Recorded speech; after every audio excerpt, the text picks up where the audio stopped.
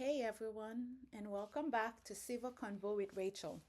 The summer travel season is officially underway. According to NerdWallet, a whopping 87% of Americans say they will travel at least one night away from home this summer. And of that group, about 44% are planning a vacation that requires a flight. So, let's talk about something that might be on your mind as we head into this busy Memorial Day weekend and the summer travel season. Real ID enforcement. What exactly is Real ID? Well, Real ID is a federally accepted form of identification, typically your driver license or state issue ID, that meets specific security standards established by the Real ID Act. These cards are used to board domestic flights and enter certain federal facilities, including military bases, federal courthouses, and even nuclear plants. This act was mandated by Congress after the 9/11 attacks. The idea behind these new IDs are that they are more secure and much harder to counterfeit. While all U.S. states, territories, and the District of Columbia are Real ID compliant, not all states are equally compliant. Some states, like right here in Florida, boast a high compliance rate, around 99%. Yay, way to go, Florida. On the other hand, you have New Jersey only at 17%. Now, the big news is that after a long wait, 20 years in the making, Real ID enforcement officially begun on May 9th. However, it sounds like it's not a strict switch overnight. Thomas Carter, the TSA security director for New Jersey, mentioned they are in a phase one rollout. They will be looking at the numbers to see how many people don't have real IDs before deciding on their next steps. So it seems like there is a bit of a grace period while they figure things out.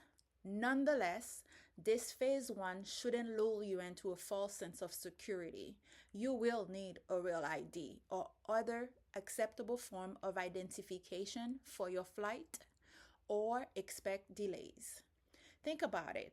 Extra screening means more time spent in line, more questions asked, potentially even missing your flight if things get too backed up.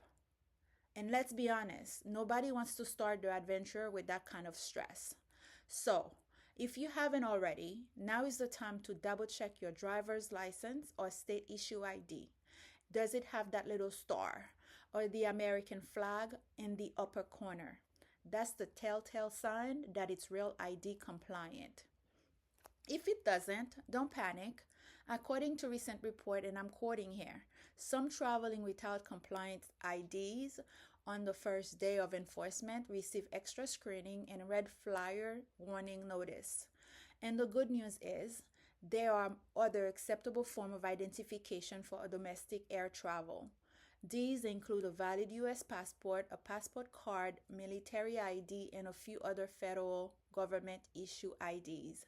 You can find a complete list on the TSA website.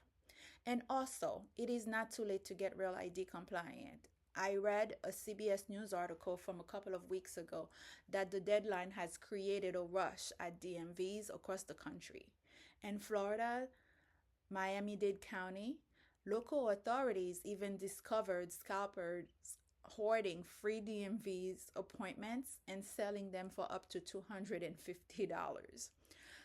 I personally went online in Miami-Dade and in New Jersey while doing research for this piece. There were appointments available for both states. So the key takeaway here is to be proactive. Don't wait until your next trip to realize your ID isn't up to par. Take a few minutes today to check. If you need to get a real ID, start the process now. Bureaucracy can be slow, and you don't want to be scrambling at the last minute and pay $250 for an already free appointment. While the TSA might be in phase one and the enforcement isn't yet ironclad, the writing is on the wall. Get your real ID or your acceptable alternatives sorted to ensure smooth sailing on your future travels. Thank you for watching. Join me next time on Civil Convo with Rachel. Don't forget to like, share, and subscribe to my new channel. Have an amazing day.